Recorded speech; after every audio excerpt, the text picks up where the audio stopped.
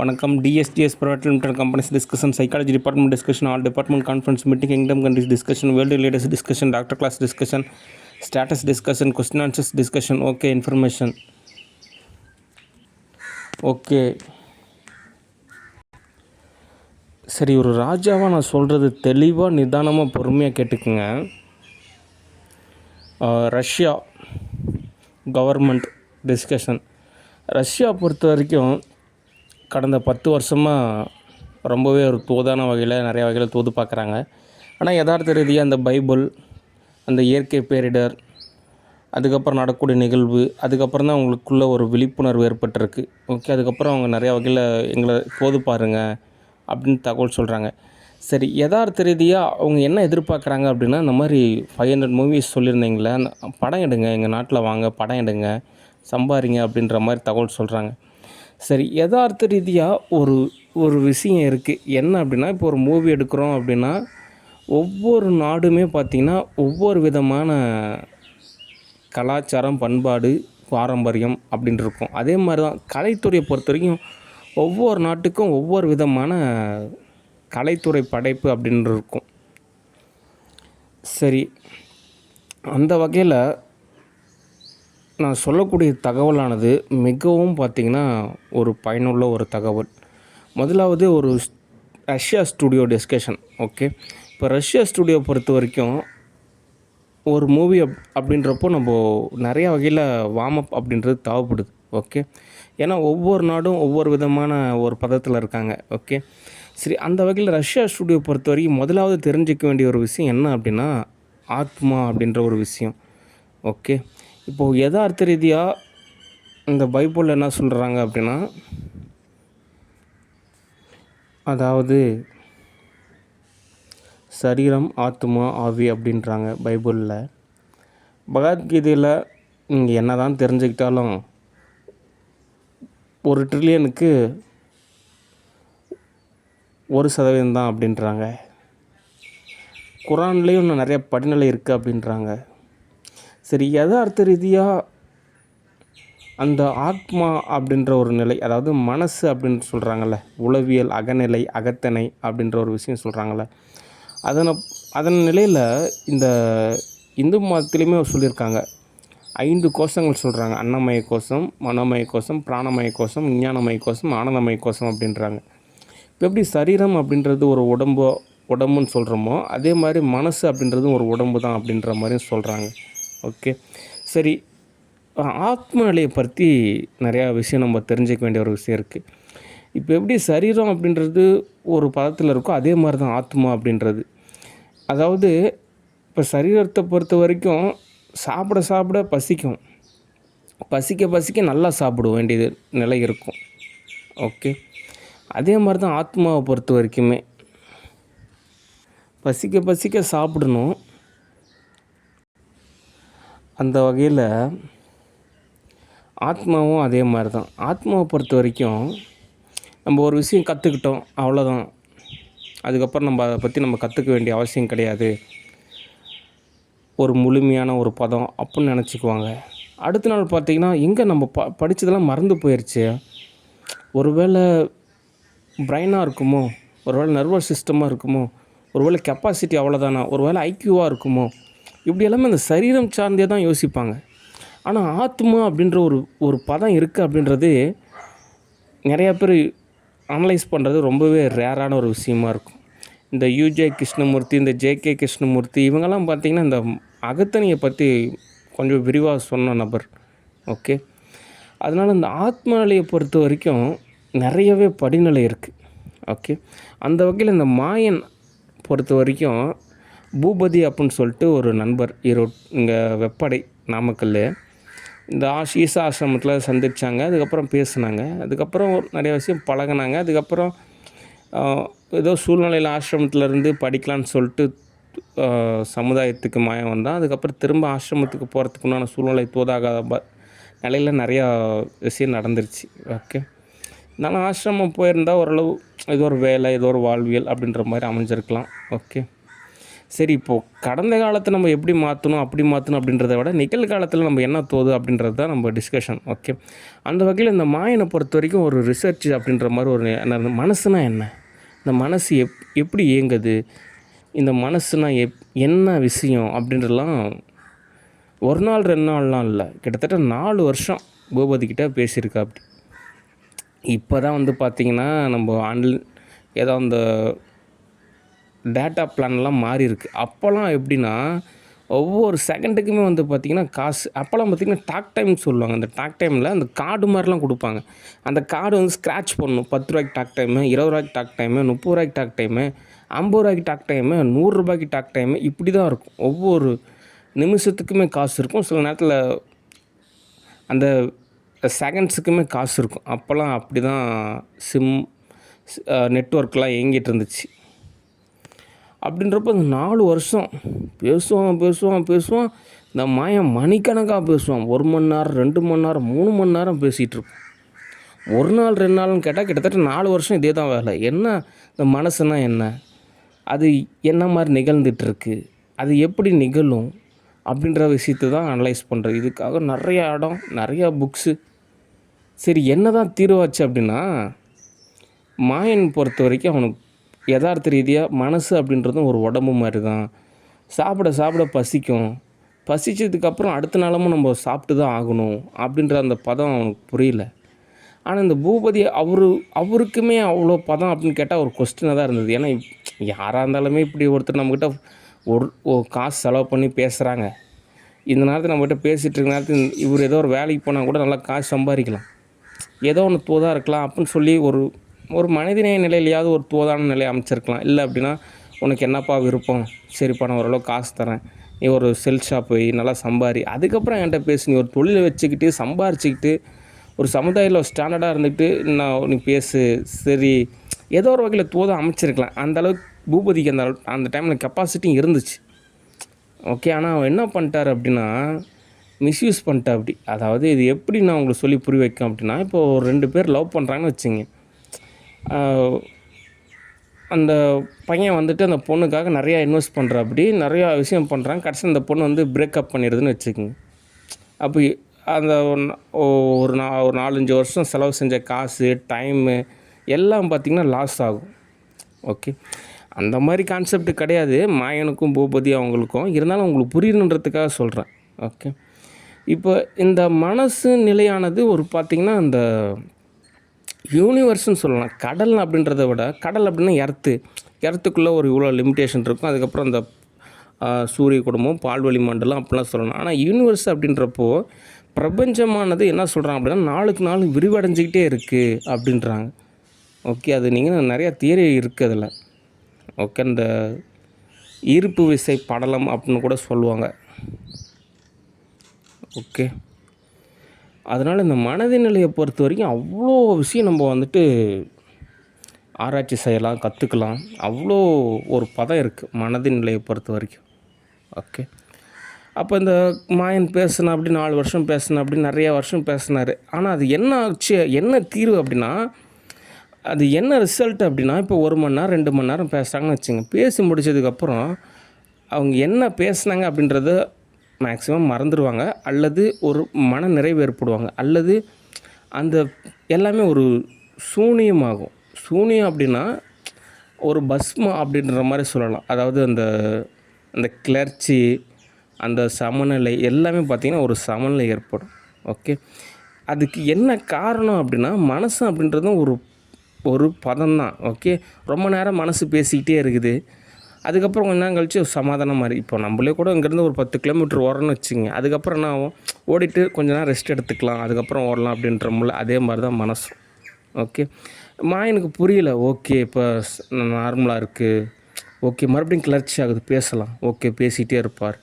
அதுக்கப்புறம் கொஞ்ச நேரம் கழித்து ஒரு சமரசம் ஏற்படும். ஓகே, அவ்வளோதான். இது வந்துட்டு அவங்களுக்கு புரியல. மனசு நிலையோட ஒரு பதம் புரியாதனால கிட்டத்தட்ட 4 வருஷம், எவ்வளவோ காசு, எவ்வளவோ டைமு, கடைசியில் ரிசல்ட்டு 0. ஓகே, அதனால் நிறைய படிநிலை இருக்குது. ஓகே, இப்போ பூபதி என்ன பண்ணிகிட்ருக்காரு, யாராவது ஏதோ அங்கேயும் இது பண்ணிட்டு ஏதோ கோழி வளர்த்துக்கிட்டு அதில் ஓரளவு காசு லாபம் பார்த்துட்டு ஓரளவு தோது பார்த்துட்ருக்காரு. இப்போ மாயன் என்ன பண்ணிகிட்ருக்கா அப்படி, மாயன் அவ்வளோதான் போய் சேர்ந்தாட்டா அப்படி. ஓகே, சரி. எதுக்காக இந்த தகவல் சொன்னேன் அப்படின்னா, முதலாவது மனசு அப்படின்றது என்ன அப்படின்றத நான் உங்களுக்கு புரிய வச்சுருக்கேன். ஓகே, இப்போது இந்த மனதின் நிலையை பொறுத்த வரைக்கும் ஒரு யதார்த்தமான ஒரு விஷயம் இருக்குது. இப்போது சரீர நிலையை பொறுத்த வரைக்கும் ஒருத்தர் 10 வயசு 30 வயசு ஒரு 40 வயசில் ஒருத்தர் ஒரு ஒலிம்பிக் கேம்ஸில் ஓடுறாருன்னு வச்சுங்க, பார்ட்டிசிபேஷன் பண்ணுறாரு. அதுவே ஒரு வந்துட்டு பார்த்திங்கன்னா 90 வயசு 100 வயசு 110 வயசில் ஓடுறப்போ அந்தளவுக்கு கோல்டு மெடல் ஜெயிக்க முடியுமா அப்படின்னு கேட்டால் ஒரு கொஸ்டின் தான். ஓகே, இப்போ சரீரத்துக்குன்னு ஒரு லிமிட்டேஷன் இருக்குல்ல. இப்போது ஒரு குறிப்பிட்ட ஏஜில் வந்துட்டு 10th எக்ஸாம் 12th எக்ஸாம் எல்லாம் எழுதலாம். அதுவே ஒரு குறிப்பிட்ட வருஷத்துக்கு அப்புறம் ஒரு எக்ஸாம் எழுதுறதுன்றது கொஞ்சம் சிரமமாக இருக்கும். ஓகே, அதே சிலபஸ் தான், அதே விஷயம் தான், ஆனால் இருந்தாலும் படிநிலை மாறுதில்லை. ஓகே, அதனால் சரீரத்துக்கு எப்படி ஏற்றத்தாழ்வு இருக்கோ அதே மாதிரி தான் மனது நிலையை பொறுத்த வரைக்கும். ஓகே, இப்போ மனதின் நிலையில் என்ன ஒரு விஷயம் இருக்குது அப்படின்னா, தினந்தோறும் தோற்கிறது அப்படின்னு ஒன்று இருக்குது. அதாவது இந்த எப்படிங்க இந்த ஓஷோ, அந்த யூஜே கிருஷ்ணமூர்த்தி, இந்த ஜேகே கிருஷ்ணமூர்த்தி, இந்த ராமகிருஷ்ண பரமஹம்சர், அதுக்கப்புறம் ஏன் அந்த விவேகானந்தர், அதுக்கப்புறம் என்ன இந்த நிறையா அந்த ரமண மகரிஷி, இந்த மாதிரி நிறையா பேர் சொல்கிறாங்கல்ல, அவங்களாம் எப்படிங்க வந்துட்டு ஒரு பதத்தில் வந்துட்டு தகவல் சொல்கிறாங்க. அது எப்படிங்க அவங்க தான் படிக்கிறாங்க, அதை வந்து ஒரு மனப்பாடம் செஞ்சுட்டா சொல்கிற மாதிரியே தெரிலிங்களா. அவங்க சொல்கிறதுலாம் ஒரு கரெக்டாக இருக்குது அப்படின்னா அதுக்கு என்ன காரணம் அப்படின்னா, இங்கே யூனிவர்சல் நிலையில் பொறுத்தவரை எல்லாருமே ஒரு பதம். ஓகே, அந்த பதத்தில் என்ன தகவலோ அது தோதாகும். ஓகே, எம்எஸ் உதயமூர்த்தி அப்படின்னு சொல்லிட்டு ஒரு எழுத்தாளர் இருக்கார். அவர் இங்கே தஞ்சையிலேருந்து அமெரிக்கா வரைக்கும் போயிருக்காரு. அவர் எண்ணங்கள் புத்தகம் எழுதியிருக்காரு. அது ரொம்ப சாதாரணமான புத்தகம் மாதிரி தான் இருக்கும். ஆனால் அந்த புத்தகம் நீங்கள் படித்து பார்த்தீங்கன்னா அதில் நிறைய விஷயம் சொல்லப்பட்டிருக்கு. ஓகே, சரி. அந்த வகையில் இந்த ஆத்ம நிலையை பொறுத்த வரைக்கும் ஒரு படிநிலை இருக்குது. ஓகே, தினந்தோறும் இந்த ஆத்மா என்ன செய்யும் அப்படின்னா, நம்ம வந்துட்டு 5ஆம் வகுப்பில் படித்தது, 10ஆம் வகுப்பில் படித்தது, 12ஆம் வகுப்பில் படித்தது, நம்மளோட காலேஜில் படித்தது, நம்ம அங்கே போன அனுபவம், இங்கே போன அனுபவம், எல்லாத்தையும் இப்படி ஒன்று திரட்டி அப்படியே ஞாபகத்தில் வச்சுக்கிட்டு அதுக்கப்புறம் படிநிலை முன்னேறி போகலான்னு நினைக்கும். ஆனால் ஒவ்வொரு நாளோட பொழுதுலையுமே எல்லாமே மறந்துடும். எது தேவையோ அது மட்டும்தான் ஞாபகத்தில் இருக்கும். ஓகே, சில நேரத்தில் அதுவுமே மறந்துடும். ஏதாவது ஒரு நிலையில் தான் நம்ம தோது பார்த்து அதுக்கப்புறம் நம்ம வந்துட்டு தோதாகிற மாதிரி ஒரு நிலை இருக்கும். ஓகே, ஏன்னா மனதினோட இயல்பே அப்படி தான். ஓகே, இதனால தான் இத்தாலி நாடு என்ன பண்ணுறாங்க அப்படின்னா, மனசோட இயல்பே இப்படி தான். நம்ம நிறையா விஷயம் படிக்கலாம். ஓகே, அதை வந்துட்டு ஒரு குறிப்பிட்ட ஏஜில் வந்துட்டு நம்ம எவ்வளோ கிலோமீட்டர் வேணால் ஓடலாம், ஒடியாரலாம், விளாண்டுக்கிட்டே இருக்கலாம், அது ஒன்றும் தெரிவிக்காது. அதுவே நாளாக அதே மாதிரி வந்துட்டு நம்ம தோது பார்க்குறதுன்றது கொஞ்சம் சிரமம் தான். அதனால் நம்ம மனதின் இயல்பை புரிஞ்சுக்கிட்டு ஓகே, ஓரளவு நம்ம அந்த பதத்திலே கடைசி வரைக்குமே நம்ம ஒரு பதமான நிலையில் இருக்கணும் அப்படின்றதுக்காக மனது நிலையை பொறுத்த வரைக்கும் எது புரிஞ்சுக்கணுமோ அதை மட்டும் புரிஞ்சுக்குவாங்க. ஓகே, அது இத்தாலி நாடு அப்படி தான் இருக்குது. அவங்க கற்கக்கூடிய கல்வியானது அவங்க ஆரம்ப காலகட்டத்திலேருந்து அவங்களுடைய அதாவது 100 120 130 அந்த வயசு வரைக்குமே அவங்க ஞாபகம் வச்சுருப்பாங்க. அந்த மாதிரி ஒரு எஜுகேஷன் சிலபஸ் தான் அவங்க படிச்சுக்குவாங்க. ஓகே, அவங்க அவ்வளோ விதத்தில் புரிஞ்சுக்கிறாங்க. ஓகே, அதனால் இந்த மனது நிலையை பொறுத்த வரைக்கும் எல்லா விஷயத்தையும் நம்ம ஒரு தொகுப்பாக வந்துட்டு நம்ம ஞாபகம் வச்சுக்கணும், நம்ம முன்னேறி போகணும். அந்த ஸ்கூலில் அந்த மதிப்பெண் வாங்குறதுலேருந்தே ஒரு நிலை இருக்கும். யார் ஃபஸ்ட் ரேங்க் வரப்போகிறா, யார் வந்துட்டு செலக்ட் ஆக போகிறாங்க அப்படின்ற ஒரு போட்டி நிலை மனநிலையே இருக்கும். அது அப்படி தான் ஒரு பதத்திலேயே உருவாக்குவாங்க. அதனால் இந்த போட்டி மனநிலையானது சமுதாயத்தில் வாழ்கிறப்போ ஒரு இனம் புரியாத ஒரு பதத்தில் அதே மாதிரியான ஒரு போட்டி நிலையானது ஒரு பதத்திலே அந்த ஆத்மாவானது தோது பார்த்துக்கிட்டே இருக்கும். ஓகே, அதாவது ஏதோ ஒரு வகையில் யாரையாவது ஜெயிக்கணும், ஏதோ ஒரு வகையில் வந்து செலக்ட் ஆகணும், ஏதோ ஒரு வகையில் வந்துட்டு ஒரு ஒரு பதத்தில் தோது பார்க்கணும் அப்படின்றது அந்த ஸ்கூல்லேருந்தே சொல்லி கொடுக்குறாங்களா. சமுதாய வாழ்வியல் நிறைய அந்த மாதிரியே விஷயம் பழகினதுனால அந்த ஆத்மாவானது அது தன்னைத்தானே மறந்து சமுதாய நிலையிலையுமே அதே மாதிரி ஒரு பதத்தை ஏற்படுத்துறதுனால நிறையா போட்டி மனநிலை இருக்குது. ஓகே, அப்படின்றப்போ நம்ம ஜெபிக்கணும் அப்படின்றதுக்காக அவ்வளோ விஷயத்தையும் எல்லாத்தையும் ஒரே தொகுப்பாக வந்துட்டு நம்ம ஞாபகம் வச்சுக்கணும், நம்ம வாழ்க்கையில் முன்னேறணும் அப்படின்ற மாதிரிலாம் அந்த மனதின் ஆத்மநிலை இருக்கும். ஆனால் ரியாலிட்டியை பொறுத்த வரைக்கும் ஒரு ஒரு பதம் இருக்குது. அந்த பதத்தை பொறுத்த வரைக்கும் ஆத்மாக்கு அப்படின்றது ஒரு லிமிட்டேஷன் தான். ஓகே, அதனால் யதார்த்தமான ஒரு விஷயத்தில் வந்து நம்ம அக்செப்ட் பண்ணிக்கணும். நானும் நிறைய ஆத்மாவில் நிறைய ரிசர்ச் செஞ்சுருக்கேன். இப்போது என்னோடய ரிசர்ச்சில் ஒரு நல்ல ஒரு தீர்வா அப்படின்னா கிட்டத்தட்ட ஒரு 85 வயசு இருக்கும்.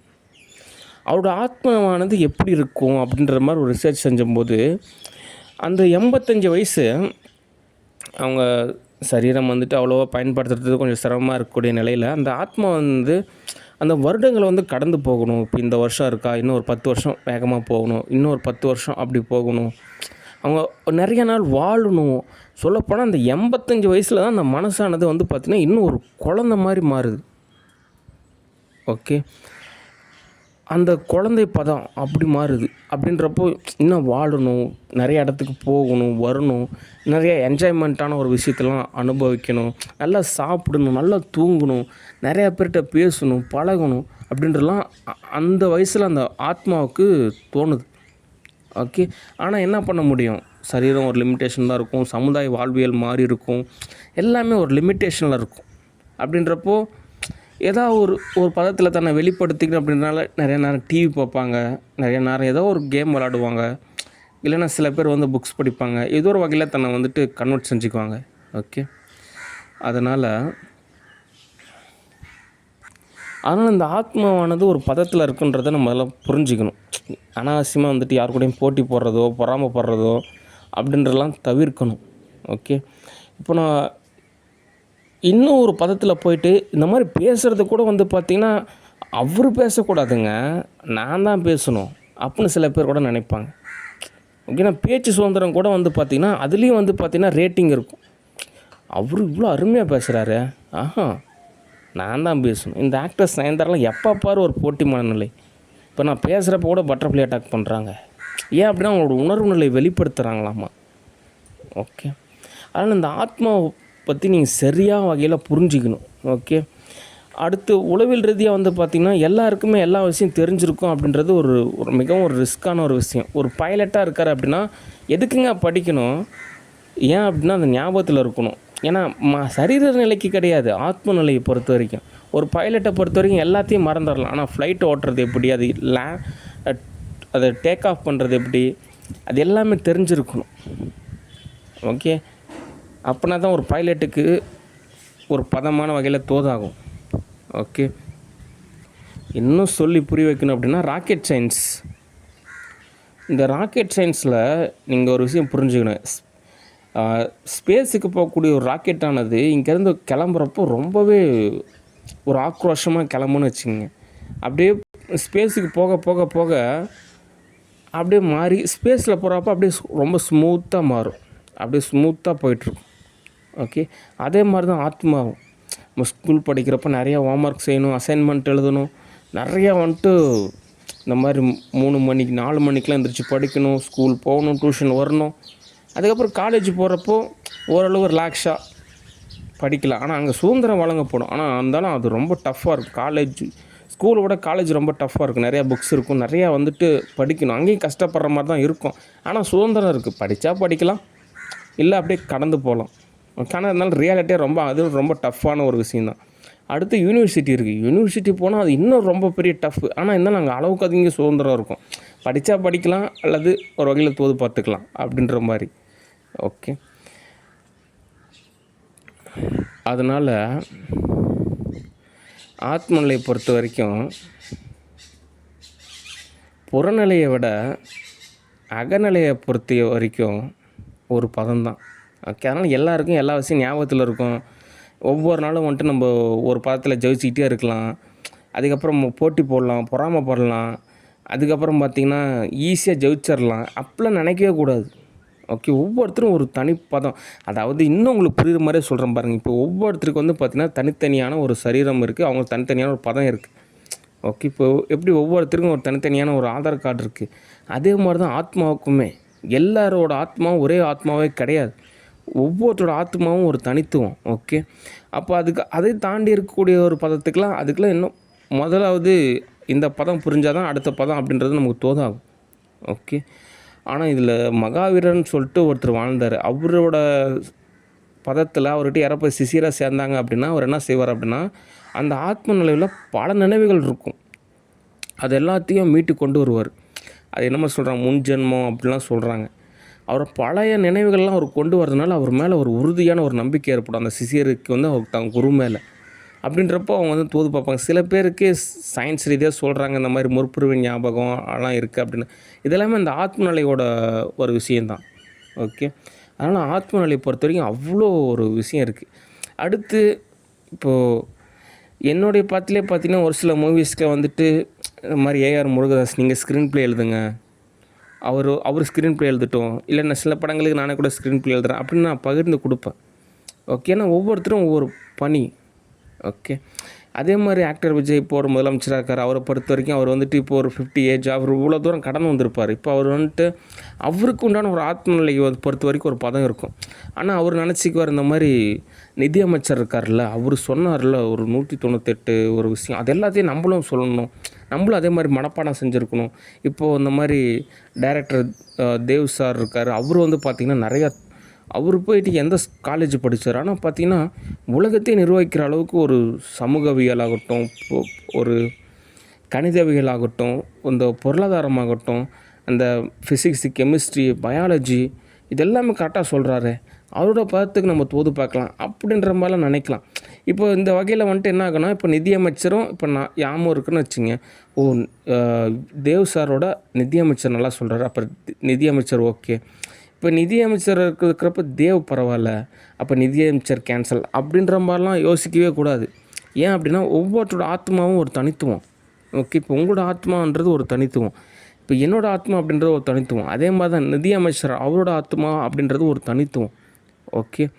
அதனால் நம்ம புரிஞ்சிக்க வேண்டிய ஒரு விஷயம் என்ன அப்படின்னா, ஒரு லிமிட்டேஷன் இருக்குது அப்படின்றத நம்ம புரிஞ்சுக்கணும் ஆத்மாவை பொறுத்த வரைக்கும். இப்போ ஓகேவா. இப்போது ஒரு இடத்துல ரொம்ப குளிராக இருக்குது, நம்ம ஜர்க்குன்னு எடுத்து மாட்டிக்கிறோம், இல்லைன்னா ஒரு போர்வை எடுத்து போர்த்திக்கிறோம். ஓகே. அதே மாதிரி தான் சில நேரத்தில் நம்ம ஆத்மாவுக்கு சில விஷயங்கள் தேவைப்படும்.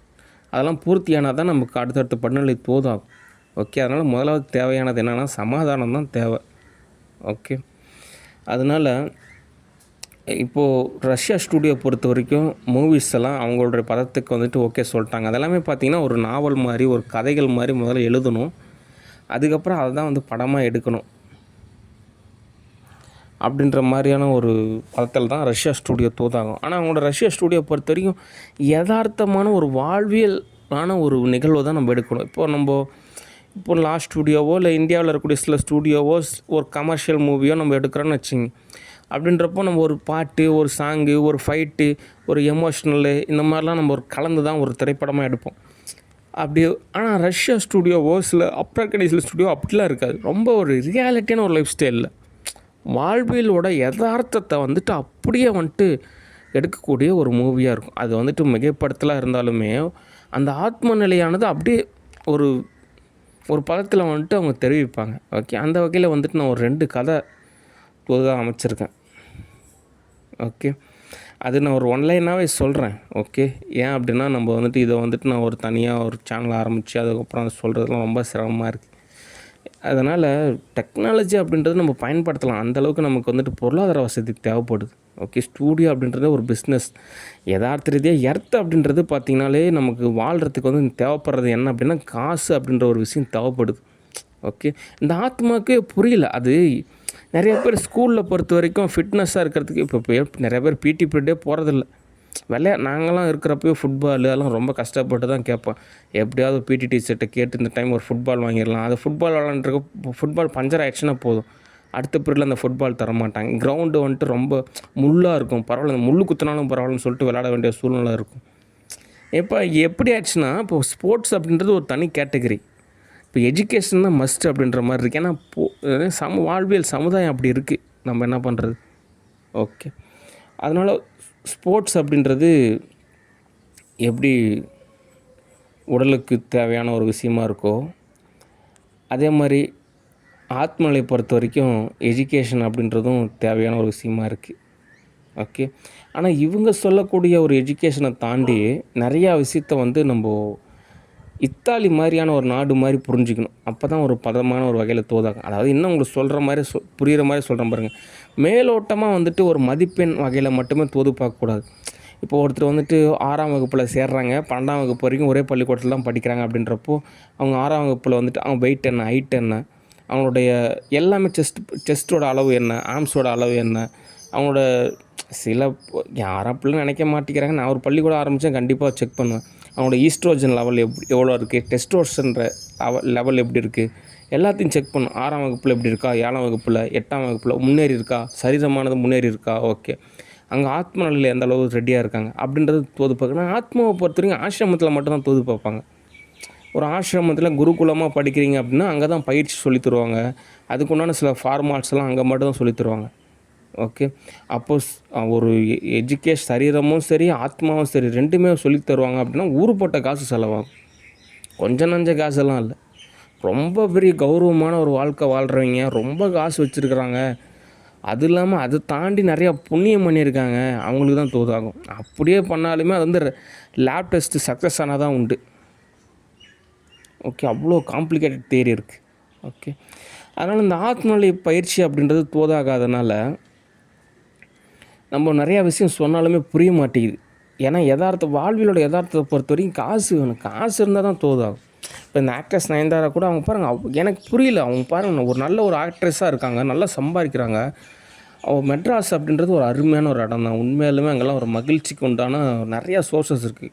நைட்டு 12 மணிக்கு போனால் கூட ஹோட்டல் கடை திறந்துருக்கும். விடிய விடிய சாப்பாடு கிடைக்கும். என்ன வசதி, எல்லா வசதியுமே இருக்குது. என்ன நைட்டானால் கொசுக்கடி பயங்கரமாக இருக்கும்.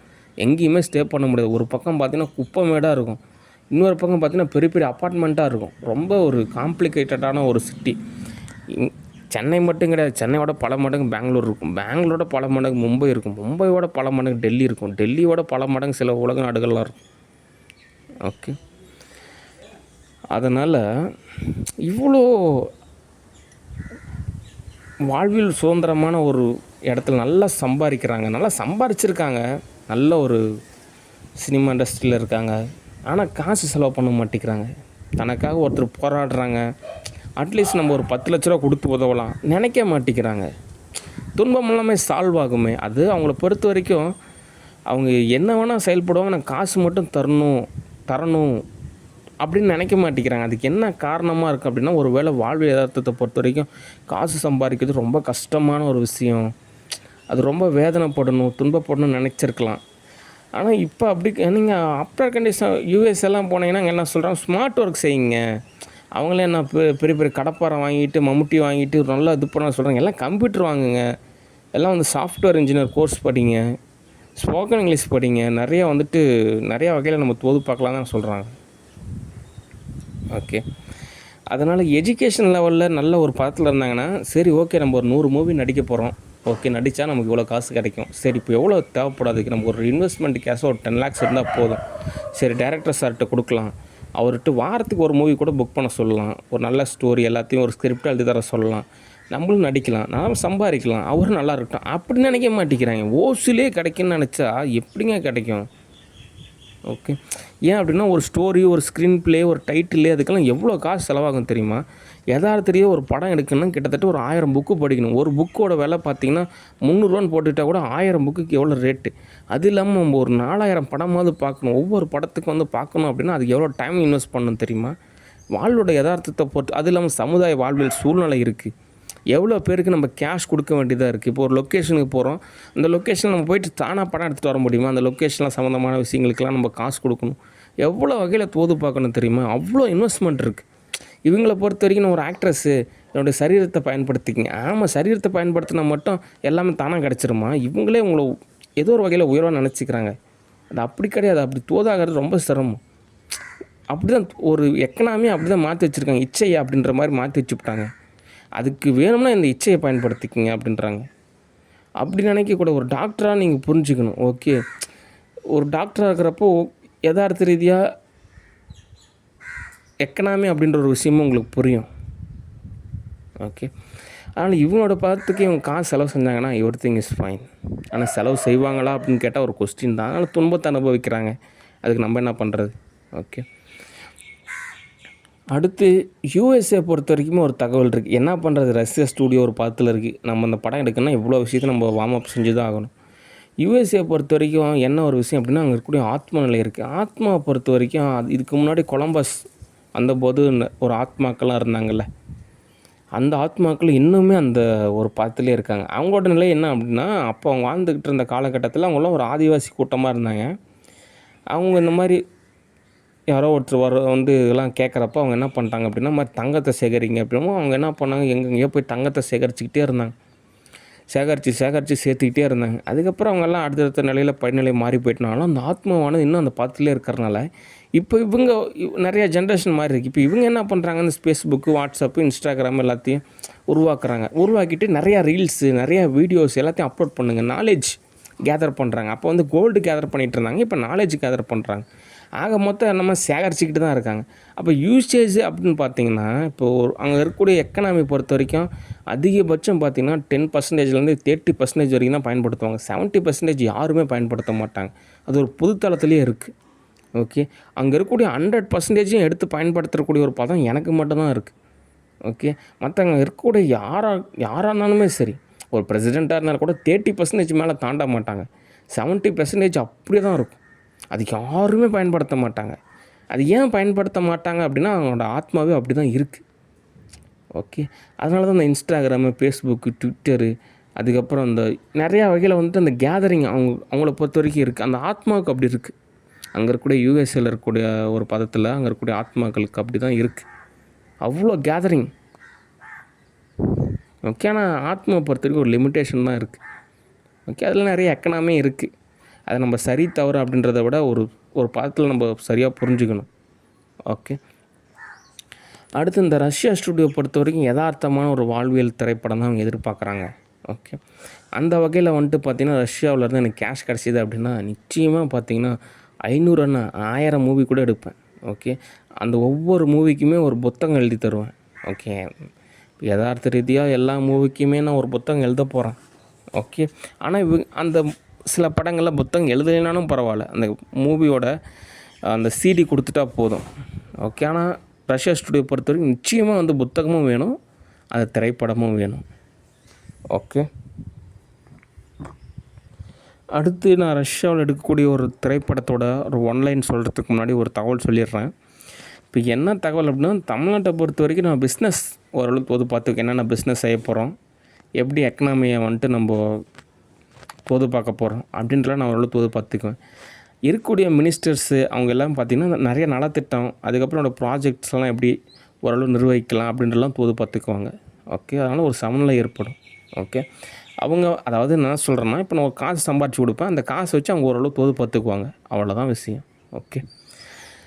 சரி. இப்போது நான் அந்த படத்தோட டைட்டிலு, டைரக்டரு, ஆர்டிஸ்ட்டு அப்படின்ற எல்லாத்தையும் விட அந்த ஒரு படத்தோட ஒன்லைன் சொல்கிறேன். அதுக்கப்புறம் யாரெல்லாம் அந்த கேரக்டருக்கு வருவாங்க அப்படின்றத நான் அப்புறமே புக் பண்ணுறேன். ஓகே. இந்த காட் முருகனோட வாழ்வில் நடந்த ஒரு சம்பவத்தை தான் படமாக எடுக்கலான்னு இருக்கேன். நிறையா சம்பவங்கள், உளவியல் ரீதியான ஒரு சம்பவங்கள் எல்லாத்தையும் ஒரு படமாக எடுக்கலான்னு இருக்கேன். ஓகே. அது பார்த்திங்கன்னா, வால்மீகி வந்து ராமாயணத்தை எழுதுறதுக்கும் கம்பர் வந்து ராமாயணம் எழுதுறதுக்கும் நிறைய வித்தியாசம் இருந்துச்சு. கம்பர் வந்துட்டு கொஞ்சம் மிகைப்படுத்தி எழுதியிருப்பார் அப்படின்ற மாதிரி சொல்கிறாங்க. ஓகே. ஆனாலும் அப்போ இருந்த ஒரு சூழ்நிலைக்கு நான் திரைப்படமாக எடுக்கிற ஒரு பதத்துக்கும் ஓரளவு ஒரு பதத்தில் தான் நான் எடுப்பேன். ஓகேன்னு ஒரு திரைப்படமாக எடுக்கிறப்போ அது திரைப்படம் அப்படின்றதுக்கு உண்டான ஒரு கான்செப்ட் இருக்கும் அப்படின்ற வகையில் தான் நான் ஒரு படம் எடுப்பேன். ஓகே. ஆனாலும் உளவியல் ரீதியாக பார்த்திங்கன்னா அது ஒரு 100% ஒரு உண்மையாக கூட இருக்கும். ஓகே. சரி. அந்த வகையில் என்ன ஒரு ஒன்லைன் அப்படின்ற ஒரு வகையில் அந்த படத்தோட திரைக்கதை என்ன அப்படின்னா, ஊரில் ஒரு நபர் இருக்கார், ஒரு மிகச்சிறந்த ஒரு ஆண்மகன். அந்த ஹீரோவை பொறுத்த வரைக்கும் அவ்வளோவா காசு கிடையாது. ஆனால் இருந்தாலும் பார்த்திங்கன்னா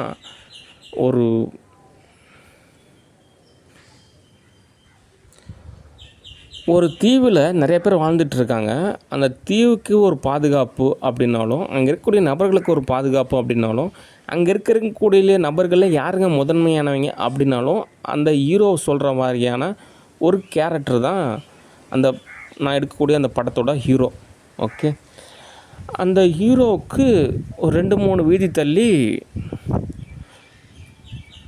ஒரு ஹீரோயினி வாழ்ந்துட்டுருக்காங்க.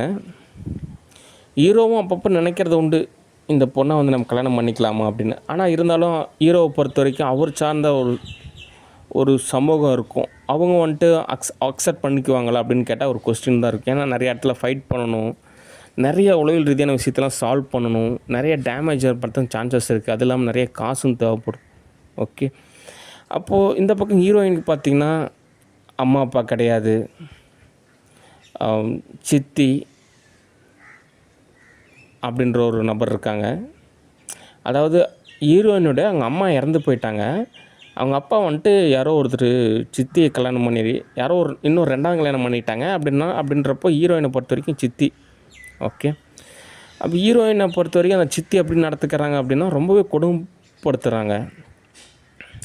அதாவது சாப்பாடு அப்படின்னா கூட வீட்டுக்கு வெளியே தான் நிற்க வச்சு தட்டை ஏந்த வச்சு சாப்பாடு போடுறாங்க. ரொம்பவே ஒரு துணி துவைக்கிறது எல்லாமே பார்த்திங்கன்னா ரொம்பவே ஒரு மட்டமாக தான் நடத்துகிறாங்க. ஹீரோயினோட அவங்க அப்பா எதுவும் கேட்குறதில்ல, ஒரு வேலைக்கு போகிறார், சாயந்தரம் வராரு அப்படின்ற மாதிரி. சித்தி தான் எல்லாத்தையும் ஓரளவு நிர்வகிக்கிற மாதிரி இருக்காங்க. ரொம்ப துன்பத்தை அனுபவிக்கிறாங்க. அப்படின்றப்போ அவங்க அந்த ஹீரோயினோட அவங்க பாட்டி ஒருத்தர் இருந்தாங்க. அவங்க பாட்டி வந்துட்டு ஹீரோயினியை கூட்டிகிட்டு வேற ஒரு இடத்துக்கு வராங்க. அப்படி வரும்போது தான் அப்படி வந்ததுக்கப்புறம் ஹீரோயினி அவங்க பாட்டி வாழ்ந்துட்டுருக்காங்க. அப்போ வந்து பார்த்திங்கன்னா அந்த இடத்துல தான் ஹீரோ வாழ்ந்துட்டுருக்கார். ஹீரோ தான் அந்த இடத்துல ஒரு மிகப்பெரிய ஒரு ஆளுமையான ஒரு கேரக்டர். அந்த ஹீரோயின் என்ன நினச்சிக்கிறாங்க, நமக்கு வந்து ஏற்ற ஜோடி வந்து ஹீரோ தான், இவரை தான் நம்ம கல்யாணம் பண்ணிக்கிறோம், இவரை தான் நம்ம இவர் கூட தான் நம்ம வாழ போகிறோம் அப்படின்னு நினச்சிக்கிட்டு அவங்க ஒரு வகையில் தோது பார்க்குறாங்க. ஒரு கட்டாயத்தின் நிலையில் அவங்க பாட்டி அந்த அந்த ஹீரோயினை சார்ந்த ஒரு சமூகம் இருக்கும்ல, அவங்கள என்ன பண்ணுறாங்க, ஒரு நிலையில் வந்துட்டு பார்த்திங்கன்னா ஹீரோயினை சார்ந்த ஒரு சமுதாயம் இருக்குது. அதாவது என்ன, அவங்கள சார்ந்த ஒரு நபர்கள்லாம் இருப்பாங்கல்ல, அதை தான் நான் சொல்கிறேன். அவங்களாம் வந்துட்டு ஒரு நிலையில் வந்துட்டு ஹீரோ தொடர்பு கொள்ளுங்கள், ஹீரோ கிட்ட பேசுங்க, பழகுங்க அப்படின்றாங்க. ஆனால் ஹீரோ வந்து பார்த்திங்கன்னா ரொம்ப ஒரு ஜென்யூனான கேரக்டராக இருக்கிறாரு. ஆனால் ஹீரோயினே அதுக்கு தகுந்த மாதிரி ஒரு ஜென்யூனான கேரக்டராக இருக்காங்க. இவங்க 2 பேரும் சந்திக்கிறதுக்கும் பேசுகிறதுக்கும் ஒரு ஆப்ஷனே இல்லாத மாதிரி நிறையா சூழ்நிலை நடக்குது. அதே சமயத்தில் ஹீரோயினுக்கு வந்துட்டு நிறைய பேர் வந்து லவ் ப்ரப்போஸ் பண்ணுறாங்க, நிறைய வகையில் தூது பார்க்குறாங்க. அதெல்லாம் வந்துட்டு ஹீரோயினை வந்துட்டு அக்செப்ட் பண்ணுற மாதிரி அக்செப்ட் பண்ணிவிட்டு ஓரளவு வந்துட்டு எல்லாத்தையுமே ரிஜெக்ட் பண்ணுறாங்க. இப்படியே போயிட்டுருக்கு. ஆனால் இருந்தாலும் ஒரு நிலையில் வந்துட்டு ஹீரோயின் ரொம்பவே துன்பமான ஒரு நிலையை அனுபவிக்கிறாங்க. ஆனால் அப்படி இருந்தும் தன்னுடைய காதலை வந்துட்டு ஹீரோக்கிட்ட போய் ஹீரோயினி சொல்லலை. ஹீரோ வந்து பார்த்திங்கன்னா சரி, நமக்கு இந்த ஒரு வாழ்ந்துட்டுருக்கு, ஒரு ஏழையாக இருக்குது, ஒரு வறுமையாக இருக்குது, நல்ல பொண்ணாக இருக்குது, சரி நல்ல மாப்பிள்ளை கிடைக்கிட்டு நல்லபடியாக வாழட்டும் அப்படின்னு நினச்சிருக்கலாம் அந்த ஹீரோ, அந்த கேரக்டர், அந்த படத்தை பொறுத்த வரைக்கும். அல்லது ஹீரோ வந்துட்டு பார்த்திங்கன்னா நமக்கு ஓரளவு எல்லாமே தோதாகட்டும், இன்னும் நம்ம ஒரு படிநிலை அதிகமாக இருக்கிறப்போ ஒன்றும் தெரிவிக்காது, நம்ம ஓரளவு இணைஞ்சு வாழலாம் அப்படின்ற மாதிரி அவர் நினச்சிக்கிட்டு தன்னுடைய நிலையிலான ஒரு பொழப்பு என்னவோ அதன்படி ஹீரோ நடந்துகிட்ருக்கார். இப்படியே காலங்கள் போயிட்டே இருக்குது. ஒரு நிலையில் வந்து பார்த்திங்கன்னா ஹீரோயினை வந்துட்டு வாழ்ந்துகிட்டே இருக்கிறப்போ ஹீரோயினுக்கு யாரோ ஒருத்தர் லவ் ப்ரப்போஸ் பண்ணுறாங்க. அப்படின்றப்போ ஹீரோயினை வந்துட்டு அந்த லவ்வை அக்செப்ட் பண்ணிவிட்டு ஓடி போயிடுறாங்க. அப்புறம் இந்த சம்பவத்துக்கு அப்புறம் ரொம்ப நாளைக்கு அப்புறம் அவங்க பாட்டி இறந்து போயிடுறாங்க. அதுக்கப்புறம் ஹீரோயினை வந்துட்டு இன்னொருத்தரோட கல்யாணம் பண்ணிக்கிட்டு வேற ஒரு இடத்துல வாழ்ந்துட்டுருக்காங்க. அப்படி வாழ்ந்துட்டுருக்கிறப்போ ஒரு நாள் வந்து ஹீரோயினி சாப்பிட்றப்போ ஹீரோ ஞாபகம் வருது. ஒரு நாள் வேலைக்கு போகிறாங்க, திடீர்னு பார்த்தா ஹீரோ ஞாபகம் வருது. திடீர்னு பார்த்தா ஓரளவு அவங்களோட பர்ஸ் வச்சுருப்பாங்க, பர்ஸில் கொஞ்சம் காசு எடுத்து போடுறாங்க, திடீர்னு பார்த்தா ஹீரோ ஞாபகம் வருது. அப்புறம் திடீர்னு பார்த்தா நிறையா இடங்களில் அவங்களுக்கு ஹீரோ ஞாபகம் வருது ஹீரோயினுக்கு. அதுக்கப்புறம் ஒரு நாள் இரவு பொழுது ஆனாலே ஹீரோ ஞாபகம் வருது. ஆனால் இத்தனையும் பார்த்தீங்கன்னா ஹீரோயினை இன்னொருத்தர் வந்து லவ் பண்ணிட்டு வேற ஒரு இடத்துக்கு வந்துட்டாங்க. வந்ததுக்கப்புறம் பார்த்தீங்கன்னா அவங்க கவனம் பூரா ஹீரோ மேலேயே இருக்குது.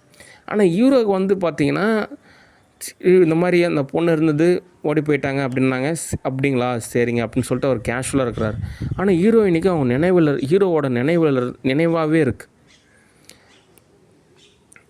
அப்படின்ற மாதிரி தான் படம் இன்ட்ரோலுக்கு அப்புறம் ஹீரோவை மீட் பண்ணாரா, உண்மையாலுமே வந்துட்டு திரும்ப சேர்ந்தாங்களா, அல்லது தான் ஓடி வந்த நபர் கூடயே ஹீரோயினி வாழ்ந்தாங்களா, அதுக்கப்புறம் ஹீரோயினியோட வாழ்வியல் எப்படி அமைஞ்சது அப்படின்றதெல்லாம் படத்தோட மீதி கதை.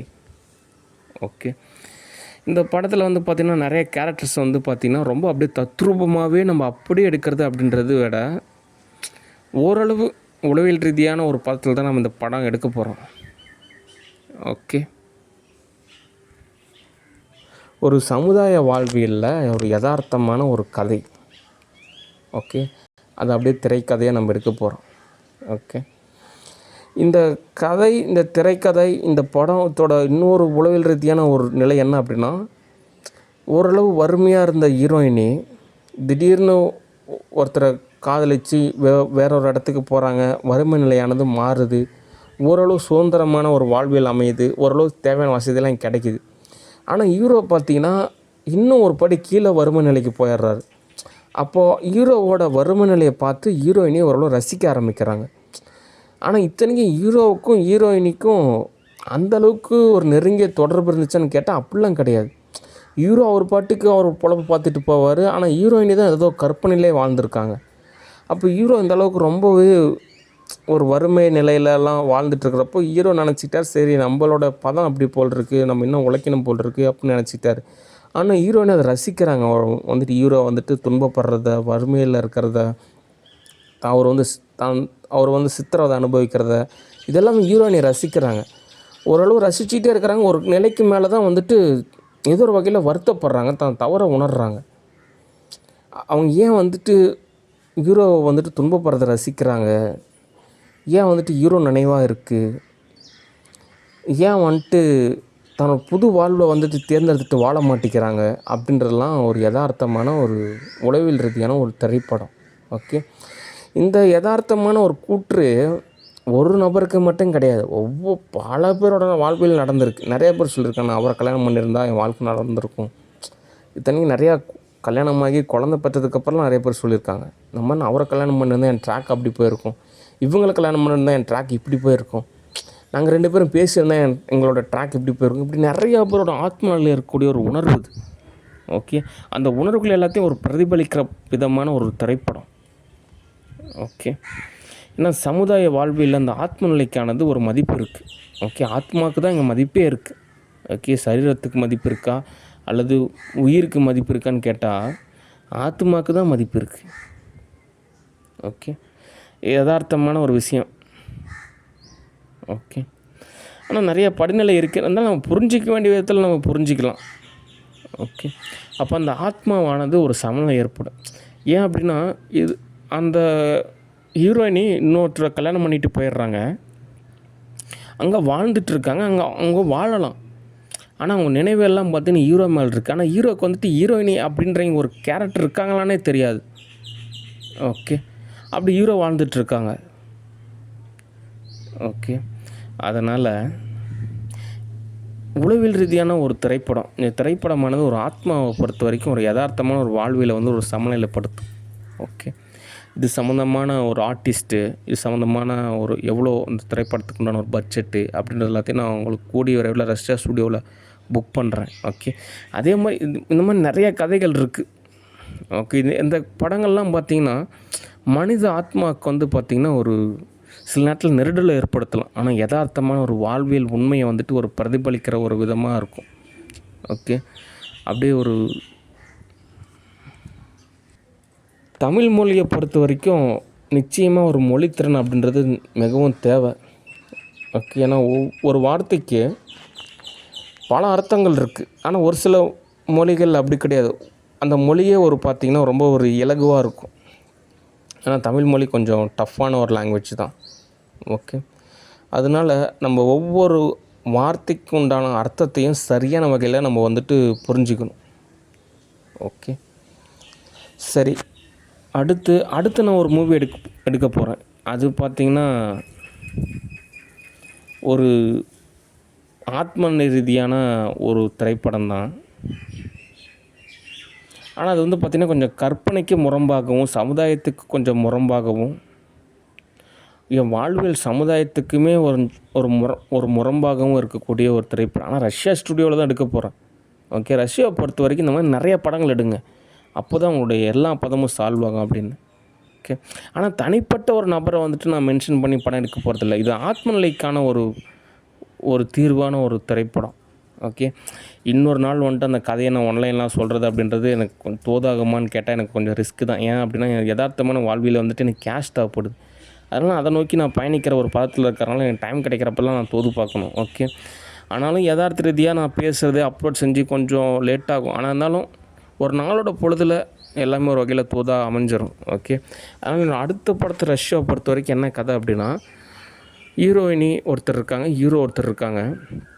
அதாவது ஹீரோ வந்து டபுள் கேரக்டர். ஓகே. ஹீரோயினி ஒருத்தர் இருக்காங்க. ஹீரோயினி பார்த்திங்கன்னா ஒரு ஆத்ம ரீதியாக ஓரளவு நல்ல வசதியான பொண்ணு. அதுக்கப்புறம் மனப்பிறழ்வு ஏற்பட்டுருச்சு. சமுதாய வாழ்வியல் என்ன சொல்கிறாங்க அப்படின்னா, அந்த பெண்ணுக்கு பேய் பிடிச்சிருச்சு அப்படின்றாங்க. அந்த பொண்ணை விசாரிக்கிறப்போ நான் நார்மலாக தான் இருக்கேன் அப்படின்றாங்க. ஆனாலும் இருந்த அந்த ஹீரோயினி பதத்துக்கும் கொஞ்ச நாளைக்கு அப்புறம் ஹீரோயினி இருக்கக்கூடிய பதத்துக்கும் நிறைய வித்தியாசம் இருக்குது. ஓகே. கொஞ்ச நாளைக்கு அப்புறம் வந்த ஹீரோயினி வந்துட்டு அவங்க அப்பா அம்மாவை சமாளிக்கிறது ரொம்ப சிரமமாக இருக்குது. அவங்க சுற்றி இருக்கிறவங்க, அவங்க வீட்டு பக்கத்தில் இருக்கிறவங்க நிறைய பேர் வந்து பார்த்திங்கன்னா சலனம் ஏற்படுறாங்க, சங்கடம் ஏற்படுற மாதிரியான ஒரு நிலையில் அவங்க நடந்துக்கிறாங்க. ஒரு நிலையில் அவங்க அப்பா அம்மாவே வெறுத்து போயிடுறாங்க.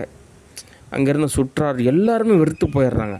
அப்போ ஹீரோயினி மட்டும் ஒரு நீங்கள் தனியாக போய் பொழைச்சிக்கோ அப்படின்ற வகையில் ஓரளவு தகவல் சொல்கிறாங்க. ஹீரோயினி என்ன பண்ணுறாங்க அப்படின்னா ஒரு தனியாக வாழ ஆரம்பிக்கிறாங்க. அப்போ வந்துட்டு ஒரு நபரை சந்திக்கிறாங்க ஹீரோயினி. அந்த நபரை சந்தித்ததுக்கப்புறம் ஹீரோயினிக்கு வந்துட்டு ஏதோ நமக்கான ஒரு சுதந்திரம் கிடச்சிச்சு அப்படின்ற மாதிரி தான் அவங்க நினச்சிக்கிறாங்க. ஆனாலும் பார்த்திங்கன்னா ஹீரோயினி என்ன பண்ணுறாங்க அப்படின்னா அங்கேயும் அவங்க ஹீரோவை துன்புறுத்துகிறாங்க. ஹீரோவை பொறுத்த வரைக்கும் ஒரு சாதாரண அவங்களோட துன்பத்தெல்லாம் வந்துட்டு அவ்வளோவா துன்பமாக தெரியல. அவங்களுடைய தேவைகளை அவங்க கேட்குறாங்க போல் இருக்குது அப்படின்னு ஹீரோ நினச்சிக்கிறாரு. அதனால் என்ன பண்ணுறாங்கன்னா ஹீரோயுடைய மனநிலைக்கு தகுந்த மாதிரியே நடந்துக்கிறாங்க. இதெல்லாம் பார்த்திங்கன்னா நான் சொல்கிறதெல்லாம் உளவியல் ரீதியான ஒரு உலக திரைப்படங்கள் மாதிரியான ஒரு நிலை தான். எல்லா நாடுகளுக்கும் இந்த திரைப்படம் தேவை கிடையாது. ஆனால் ரஷ்யாவுக்கு தேவைப்படுது அப்படின்றனால நான் ஓரளவு தோது பார்க்குறேன். ஓகே. ஹீரோயின் என்ன பண்ணுறாங்க அப்படின்னா தினந்தோறும் அந்த ஹீரோ என்ன பண்ணுறாரு அப்படின்னா ஒரு நம்ம கல்ச்சர் படி ஒரு குவார்ட்ரு அப்படின்றோம். கல்ச்சர்னால் என்ன, ஒரு வார்த்தை உச்சரிப்பு அப்படின்றதுக்காக நான் சொல்ல வரேன். ஓகே. அந்த ரஷ்யாவை பொறுத்த வரைக்கும் ஒரு மதுபானம் கொடுக்குறாங்க. காலையில் வந்து ஹீரோயினுக்கு வந்து ஒரு குவார்ட்ரு கொடுக்குறாங்க. அதுக்கப்புறம் காண்டம் பாக்கெட்டை பயன்படுத்தி உடலுறவு கொள்கிறாங்க. அதுக்கப்புறம் உடலுறவு கொண்டதுக்கப்புறம் கன்னத்திலே பலார்னு ஒரு 3லேருந்து ஒரு 5-6 அடி கொடுக்குறாங்க. அதுக்கப்புறம் பார்த்திங்கன்னா ஹீரோயினுக்கு வந்து ஒரு உணவு கொடுக்குறாங்க. ஹீரோ வந்துட்டு ஹீரோயினை இப்படி தான் நடத்துகிறாரு. ரொம்ப வந்து ஹீரோயினுடைய ஆத்மநிலைக்கு தகுந்த மாதிரியே நடத்திக்கிறாங்க. அதுக்கப்புறம் ஹீரோயின் என்ன பண்ணுறாங்க, ஒரு நாள் அவனோட வாழ்வியலோட யதார்த்தம் எப்படி இருக்குன்னு சொல்லிட்டு ஒரு லெட்டர் மாதிரி எழுதி அதை அப்படியே பறக்க விட்றாங்க.